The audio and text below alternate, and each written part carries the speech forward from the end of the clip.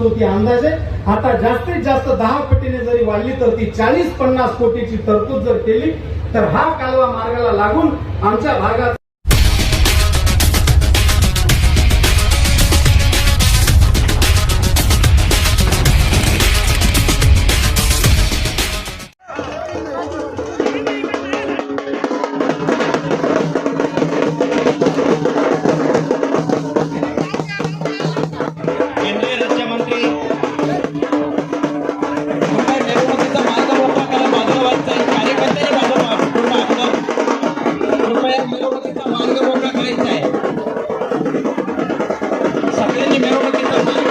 कमलाकरजी पवार साहेब, सन्माननीय संजयजी हिरे साहेब आणि खऱ्या अर्थाने ज्यांचं आपण हे भाषण ऐकण्यासाठी किंवा मार्गदर्शन ऐकण्यासाठी या ठिकाणी आलेले ते विनोदवीर सन्माननीय डॉक्टर मिर्झाजी बेग साहेब, या प्रसंगी उपस्थित सर्व सत्कार मूर्ती, खास करून आशा भगिनी, अंगणवाडी भगिनी, सिव्हिलचे सर्व सत्कार मूर्ती, सर्व सहकारी कर्मचारी, त्याचबरोबर होमगार्ड, ही सगळी मोठी होणारी शहरासारखी गावं या मालेगावला लागून आहे.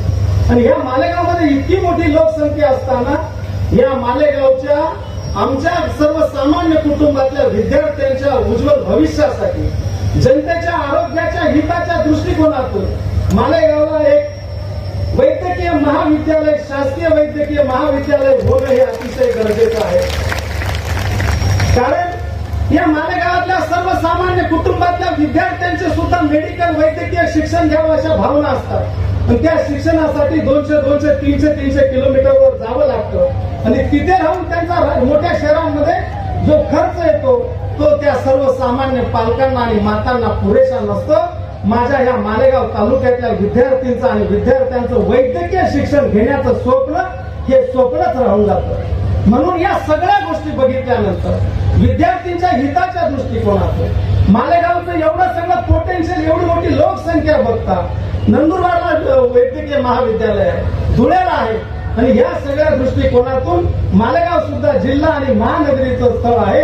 त्यासाठी एक शासकीय महाविद्यालय होणं, वैद्यकीय महाविद्यालय होणं ही काळाची गरज आहे.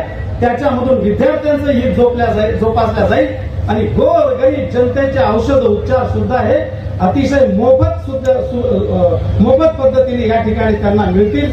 म्हणून वैद्यकीय महाविद्यालय आपल्याकडून व्हावं शासकीय, ही मागणी मी तमाम तालुक्याच्या वतीने आपल्या समोर ठेवतो. त्याचबरोबर आयुर्वेदिक शिक्षणाच्या बाबतीमध्ये BAMS च्या बाबतीमध्ये सुद्धा विद्यार्थ्यांना लांब जावं लागतं.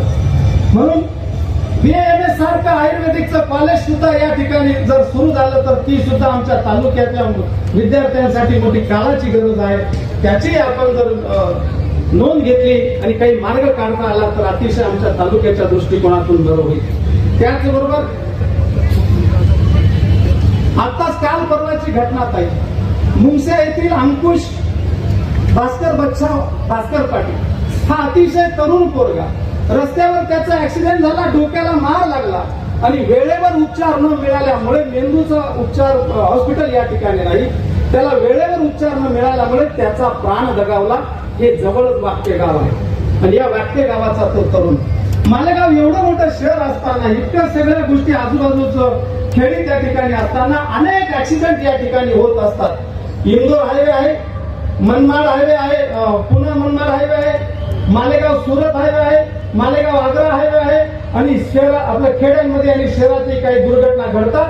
छातीला मार लागला, पायाला मार लागला, हाताला मार लागला तर उपचार मिळतात. पण मेंदूला जर मार लागला तर आमच्या ह्या मालेगावमध्ये उपचार मिळत नाही, कोणीही डॉक्टर ऍडमिट करत नाही. पेशंटला सरळ ते नाशिकला नाही तर धुळ्याला, औरंगाबादला रेफर करतात. जो तात्पर अर्धा तासामध्ये जर उपचार मिळाला तर पेशंटचे प्राण दगावणार नाही. पण उशिरा लेट उपचार मिळाल्यामुळे अनेक पेशंटांना मेंदूला मार लागलेल्यांना प्राण गमवावे लागतात. त्यामुळे ट्रामा केअर हॉस्पिटल, मेंदू सुपर स्पेशलिस्ट शासकीय हॉस्पिटल आमच्या मालेगावमध्ये होणे ही काळाची गरज आहे. त्याच्याही बाबतीमध्ये तुम्ही थोडासा विचार करावा. त्यावेळेस पासूनची ही चर्चा त्या ठिकाणी विचाराधीन आहे. त्या बाबतीमध्ये 2003 मध्ये, 2004 मध्ये या संबंधित मौजे वळवाडेच्या हाताने पूर कालव्याचं सर्वेक्षण सुद्धा झालं आणि तो कालवा फिजिबल आहे असं सुद्धा त्या ठिकाणी नोंद आहे. फिजिबल असल्याचा रिपोर्ट पाटबंधारे खात्याच्या माध्यमातून त्या ठिकाणी वरती डिपार्टमेंट पर्यंत आणि संबंधित डिपार्टमेंटला लागून आहे. या भागामध्ये बाकीच्या भागांमध्ये बऱ्यापैकी पाण्याची परिस्थिती आहे, परंतु वळवाडे ते गारेगाव ते ठाकुर्डी, मोरदर, टिपे, कंत्राळे, कुकाणे, करसगव्हाण असा ह्या कालव्याचा रूट आहे. त्याच्या बाबतीमध्ये सर्वेक्षण होऊन तो कालवा फिजिबल आहे. त्या काळामध्ये त्याचं 4,87,00,000 रुपये एवढंच बजेट झालेलं होतं. या भागातले कायम शेतकरी मायबाप हे कायम ताणलेले आहेत. यांना पूर्वी ह्या कालव्या होण्याचं स्वप्न पडायचं, आता स्वप्न सुद्धा पडत नाही. ताई, अतिशय गंभीर परिस्थिती आहे आणि या बाबतीमध्ये पाणी उपलब्धतेमुळे ते थोडंसं थांबून आहे. परंतु त्याच्या बाबतीमध्ये तांत्रिक बाब अशी आहे की मालेगावला लागून या ठिकाणी जी काही जवळची पहिले गावं होती त्यामध्ये दरेगाव असेल, त्याच्यानंतर माळदा असेल, द्याना असेल, निळगव्हाण असेल, वडगाव असेल, ही सगळी गावं शहराला लागून इथे सेकंड क्लास बंधाऱ्याचं बागायतीचं सेकंड क्लास बागायत होतं, फळ इरिगेशन होतं. आता हे सगळं फळ इरिगेशन या सगळ्या गोष्टीमुळे नागरी वस्ती या ठिकाणी वाढलेली आहे.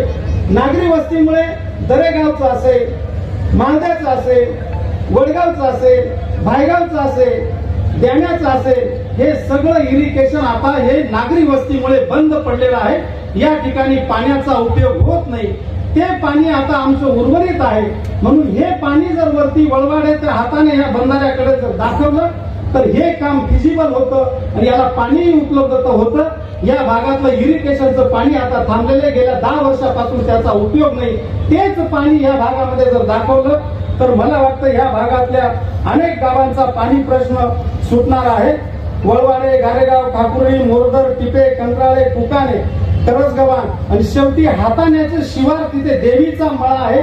त्या नाल्यामध्ये हा पूर कालवा त्या ठिकाणी थांबतो आणि संपतो. त्या नाल्यामध्ये त्याचं पाणी, आणि हे पाणी मागायचं तर हे रोटेशन बद्दल जे पूर पाणी वाहून जातं त्या पूर पाण्याचा फायदा घ्यायचा आहे.